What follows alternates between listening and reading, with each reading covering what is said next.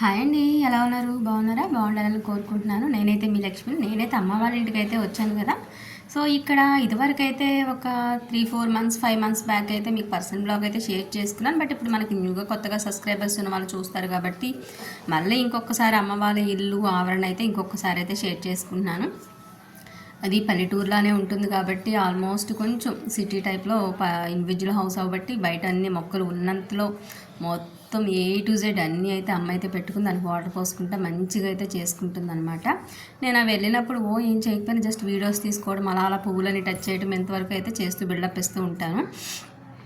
ఇంక ఇప్పుడైతే అమ్మకైతే కొంచెం బాగాలేదు, కన్ను ఆపరేషన్ అయితే చేశారు చూడటం కోసం. యాక్చువల్గా అమ్మ వాళ్ళ ఇంటికి ఎప్పుడైనా వెళ్ళినా ఒక్కరోజు 1 గంట 2 గంటలు అంతవరకే ఉంటాను. బట్ ఈసారి అయితే స్కూల్ కిడ్స్కి హాలిడేస్ ఇచ్చి మరీ ఒక 2-3 డేస్ ఉందామని అయితే అక్కడికి వెళ్ళాను అనమాట. సో అందువల్ల ఒకసారి ఒక పర్సనల్ బ్లాగ్ అయితే చేద్దామని అయితే ఇంకా స్టార్ట్ చేశాను. ఇదైతే అమ్మ వాళ్ళ ఇల్లు ఫైనల్గా విజయవాడలో కలిసిపోయే ఉంటుంది. బట్ అమ్మ వాళ్ళ ఇంటి చుట్టుపక్కలంతా ఖాళీ ప్లేస్ ఎక్కువ ఉండటం వల్ల ఇవంతా కూడా ఓవరాల్గా పిన్ని వాళ్ళవి, బాబాయ్ వాళ్ళవి, చిన్న తాత వాళ్ళవి, ఈ మొత్తం కూడా వాళ్ళవే అనమాట. ఇల్లు చిన్నప్పుడు నా చిన్నప్పుడు అయితే పెంకిటిల్లు ఉండేది, మండువా ఇల్లు టైప్లో. అందరం పార్టీషన్ లాగా వాటాల ఇంట్లో ఉన్నట్టు ఉండేవాళ్ళం. తర్వాత ఎవరికి వాళ్ళు బిల్డింగ్లా కట్టేసుకున్నారు, ఎవరి దారిని వాళ్ళైతే.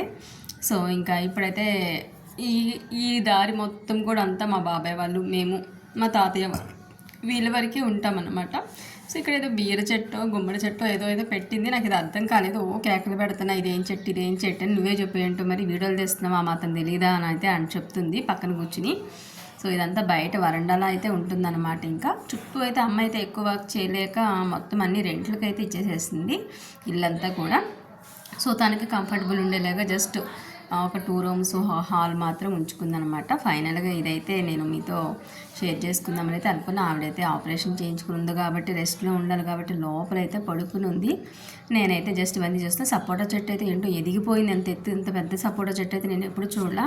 ఏంటి అని అడిగితే అక్కడ కూర్చున్న మా అమ్మ అన్నయ్య వాళ్ళైతే ఇంట్లో రెంట్కుంటారనమాట. వాళ్ళైతే లేదమ్మా కొన్ని 100 కాయలు కాసింది చెట్టు అని అయితే చెప్పారనమాట. వాళ్ళు మన ఇంట్లో ఎప్పుడో 6-7 ఇయర్స్ నుంచి ఉన్నారు. ఆ మామగారు అయితే నీళ్ళే కాస్తూ ఉంటారనమాట, పెద్దావిడ. సో మా అమ్మ అన్నయ్య ఎక్కువ చెట్ల కింద అక్కడే ప్రశాంతంగా అయితే కూర్చుంటూ ఉంటారు. సో వాళ్ళని కూడా మీ అందరికీ చూపించడం కోసం చేస్తాం. పక్కన కనిపించే బిల్డింగ్స్ అన్నీ నారాయణ చైతన్య స్కూల్స్ వాళ్ళవన్నమాట, హాస్టల్ బిల్డింగ్స్ అవన్నీ కూడా. సో ఎప్పుడు మోతగా అయితే ఉంటుంది. అదంతా కూడా మనదే అనమాట. Please watch it. Thank you. Subscribe.